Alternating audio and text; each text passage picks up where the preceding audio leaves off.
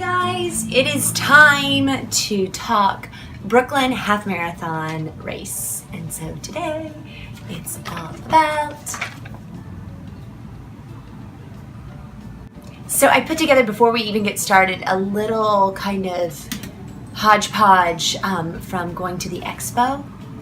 And I did not take any footage during the race because the weather was not good at all. So very rainy, very wet, but we'll get to that in a moment. So for now, take a look at the expo and I'll see you guys after. Hi guys, it is Thursday, May 17th, and I am on my way to the Brooklyn Half Marathon Expo to pick up my race bib because we got an email from New York Roadrunners that said because of the weather, it's a better idea if we pick up our race bibs either yesterday or today, even though the expo is still open tomorrow. Yeah, the weather. So Saturday, as of right now, 100% chance of rain.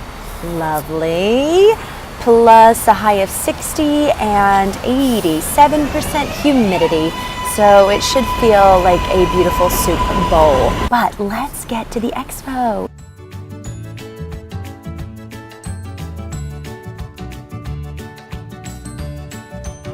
Okay, we are here at the expo. This is the outside of the expo. They do some concerts here at night.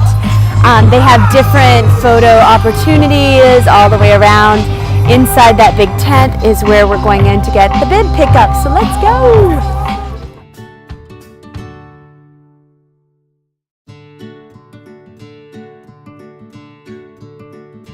Easy peasy, all checked in, got my bib, and now I'm gonna head over into the merch area. Even though I'm not gonna buy anything, I'm still gonna take a look.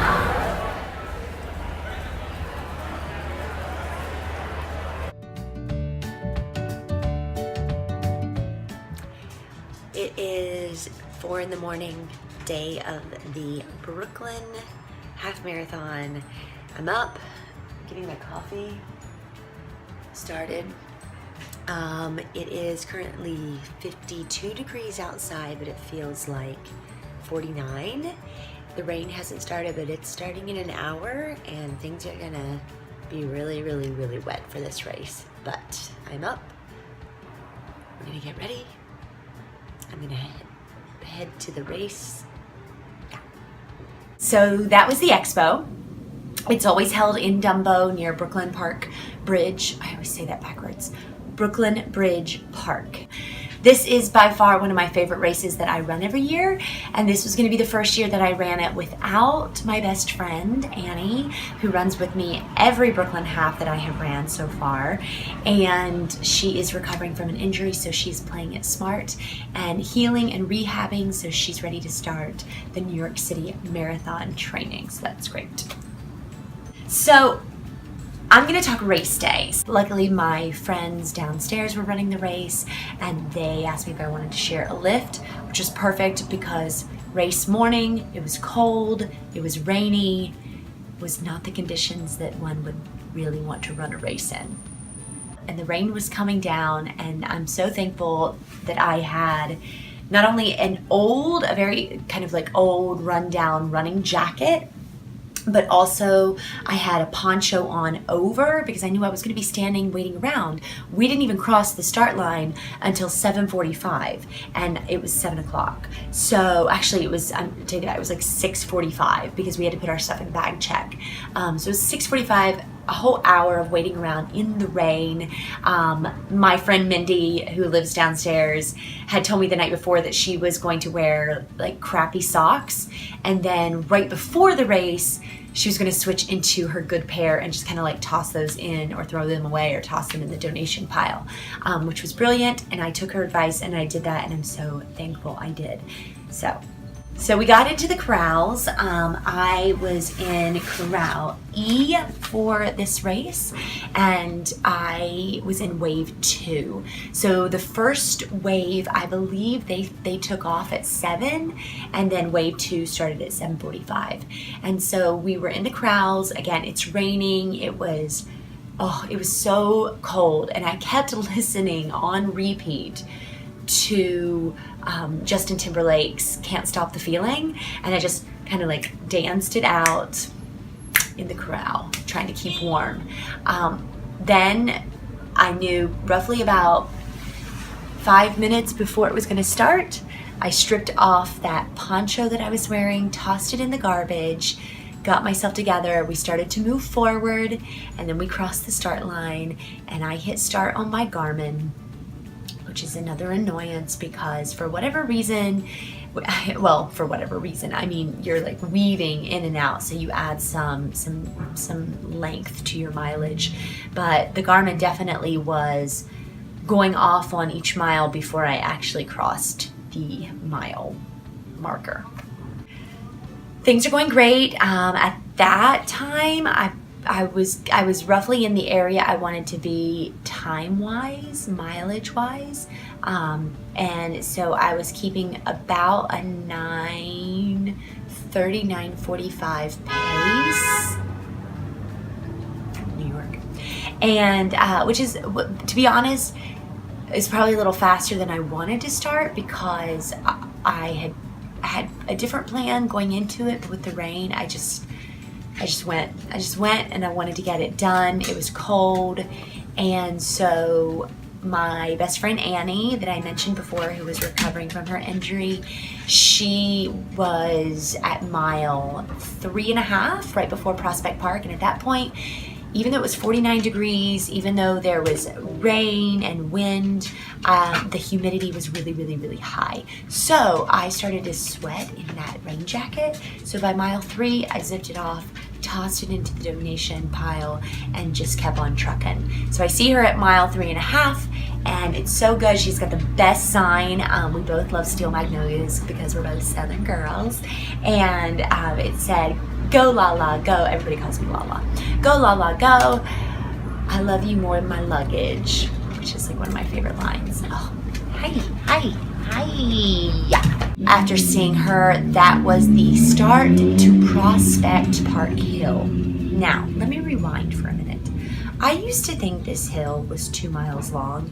It has always felt like it is at least 2 miles long, but I finally looked at the course map this expo and realized that the incline of the Prospect Park Hill is only a half a mile.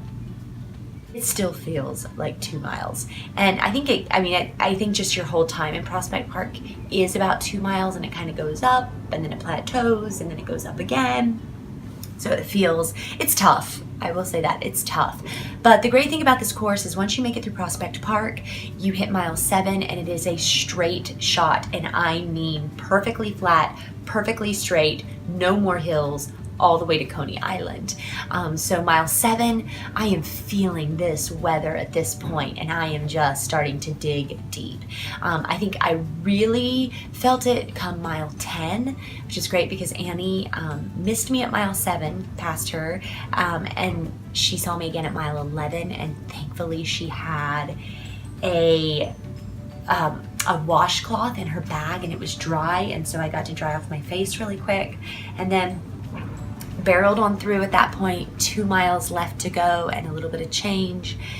Got to Coney Island, which is normally like bustling with tons of people, but the weather did not draw big crowds. Got on that boardwalk, crossed over that finish line, and was so thankful. Oh my goodness, I was so happy to be done with that race. Freezing, had to go get my bag from Bag Check. Got it. I had a change of clothes, but nowhere to change. So I ended up just stripping down and the top half of my layers, putting on dry layers, finding Annie, and then I went to get my favorite post-race meal, especially at this race, which is 2 Nathan's hot dogs, slathered in ketchup and mustard, a large fry, and a delicious Coca-Cola. All the things I would never normally eat on any other day, I just go completely hog wild at this race.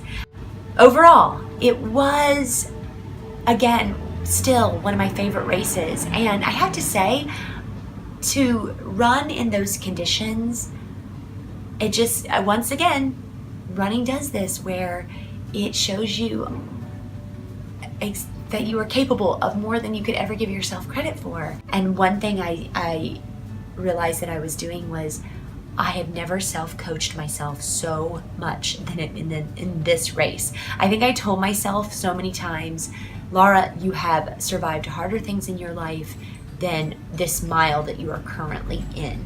And I just kind of kept telling myself, I'm like, just get to mile 11, you'll see Annie. You can take a small little moment to breathe and roll out your legs if she has a roller, like all of these things. And I just kept going. But overall, again, loved it. New York Roadrunners puts on a fantastic race. Even if the weather is as the weather is, I will definitely be signing up for next year. I will say, you guys, if you are thinking of doing a New York race and it's not the New York Marathon and it's not the New York City Half, definitely do yourself a favor, do the Brooklyn Half. It's the largest half marathon in the country, and it's so great, and it's a great course to PR on. And I did PR on Saturday. I PR'd this course, and so that was nice. But a lot of that came from just wanting to get it done. But I definitely highly recommend it. And they always have fantastic medals. And this year's medal is the Wonder Wheel, which is the famous Ferris wheel at Coney Island. So it's such a beautiful medal. They have great medals every year, but this particular year, I really love this. Plus you get free photos, race day photos, and I'm gonna put mine up at the end of this segment, or maybe at the beginning, not quite sure yet. Plus you get to end in Coney Island, and when the weather's great, they have a huge party there. The roller coaster's up and running, the Ferris wheel, the whole amusement park, the beach, you've got the ocean. it's such a fantastic run. So I definitely recommend it to you guys. Okay, so moving forward, next week I've got a couple races coming up in June. I got the mini 10K and the Queen's 10K, but my official training starts the second week of June for the New York City Marathon, and I am going to be taking you along with me on that journey, just like I did when I did the Walt Disney World Marathon, with weekly updates of how the training is going, little insight and videos into my training. Things are going to be a little different this year because not only am I using the Jeff Galloway plan, which I always do, but I'm also incorporating a lot of speed work and a lot of cross training and strength training. So that's going to be a whole new territory for me, because speed work is not something that I have thrown into the mix before. Maybe a couple times I've gone to the track, but this will be a committed once or twice a week getting it in. So I'm excited about that. On Sunday, I will have our book club back to finish out My Life on the Run by Bart Yasso.